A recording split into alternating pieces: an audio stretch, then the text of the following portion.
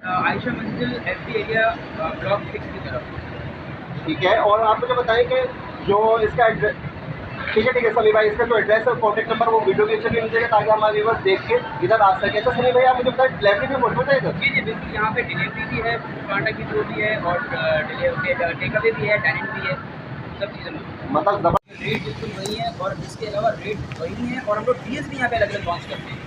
तो कस्टमर को इसमें आसानी होती है। हमारे पास सुबह भी ऑन होता है ये 12 बजे, और उसमें स्टूडेंट्स वगैरह भी आते हैं, उनके लिए भी अलग अलग डील्स हैं और बड़े फ्रेंडली पॉकेट्स में मेन्यू आइटम्स हैं, रेट्स हैं, इसमें कस्टमर को प्रॉब्लम इंशाल्लाह अगस्त में उस दिन होगी।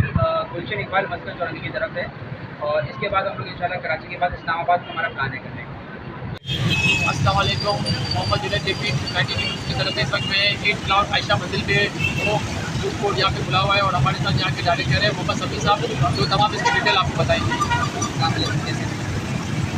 सभी भाई, आप हमें इसके बारे में कुछ बताएं। माशाल्लाह इसका बहुत बड़ा एक नाम है आयशा मंजिल की माशाल्लाह ये और पाकिस्तान में ये कराची पाकिस्तान में पहला ऐसी जगह है जहाँ पे सारे मेहनत ब्रांड के साथ फूड कोर्ट के तौर पर है ये। वैसे फूड कोर्ट जो है वो मॉल वगैरह में और दूसरी जगह पे होता है, लेकिन ये आपके पास डाइनिंग टेकअप पे डिलीवरी भी देने के इस्तेमाल करते हैं।